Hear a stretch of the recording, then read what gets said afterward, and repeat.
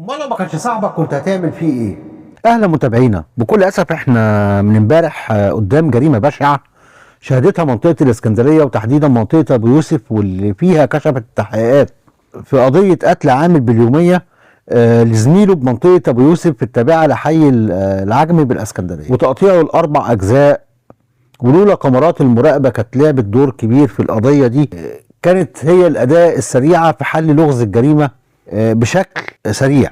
الجريمه اللي بدات وقعتها لما عثر الاهالي على شوال بداخله اجزاء من جسم بشريه، فابلغوا الاجهزه الامنيه باسم شرطه الدخيله. ويمكن كشف المتهم في اوراق التحقيق ان المتهم اتشاهد في 7 فيديوهات مختلفه، 7 مقاطع فيديو مصوره.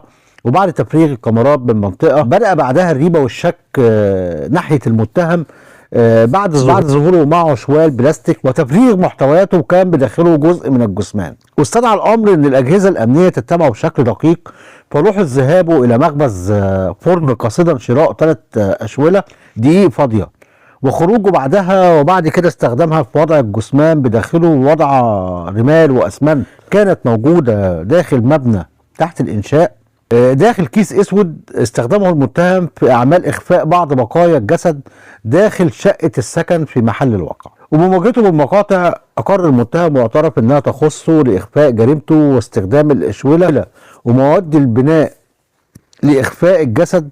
واعترف المتهم خلال التحقيقات ان فكره تقطيع الجسد جت في ذهنه نتيجه انه اشتغل فتره في محل جزاره قبل كده، فاستدل سكينتين واحده منهم صغيره والتانيه كبيره، هاجم على المتهم المجني عليه وسدد له طعنتين بالسكينه الصغيره، احداهما بالصدر والاخرى بالرقبه. وبعدها استخدم شاكوش واجنه لكسر عظام الجسد ليتمكن من تمزيقه الى قطع لاخفاء معالم الجريمه.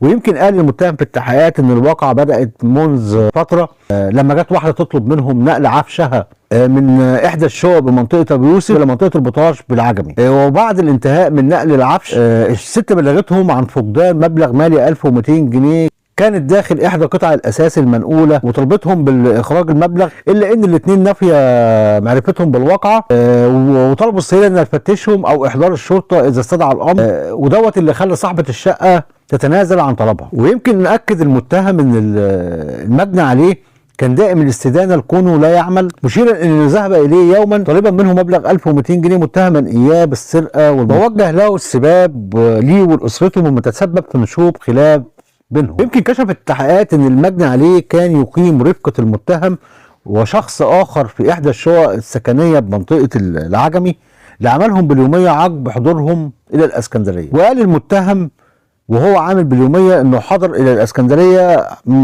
منذ حوالي 3 سنوات قادما من احدى محافظات الصعيد باحثا عن الرزق والعمل، مشيرا الى انه كان يقطن في ذات الشقه محل سكن المجني عليه بالمشاركه مع شخص ثالث. وقال المتهم ان الشقه مكونه من غرفتين وصاله، وتقاسم المتهم غرفه مع عامل اخر، ويستخدم المجني عليه غرفه اخرى ليتمكنوا من توفير مبالغ لانفسهم. واقر المتهم انه عقد العزم على تنفيذ الجريمه في ذلك اليوم، فعد العده مستخدما سكينتين احداهما صغيره والاخرى كبيره الحجم.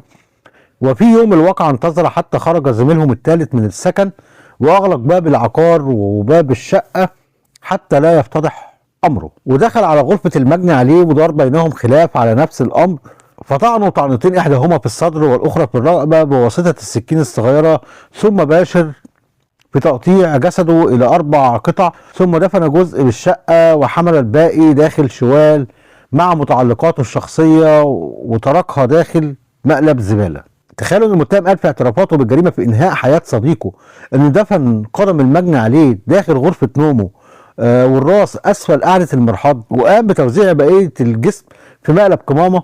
امرت جهات التحقيق بوزاره الداخليه بحبس المتهم 4 ايام على ذمه التحقيقات بعد ان تمكنت الاجهزه الامنيه من ضبط المتهم. بكل اسف بنعيش جرائم بشعه وصعبه فيها فجر حتى في اسلوب وتنفيذ الجريمه.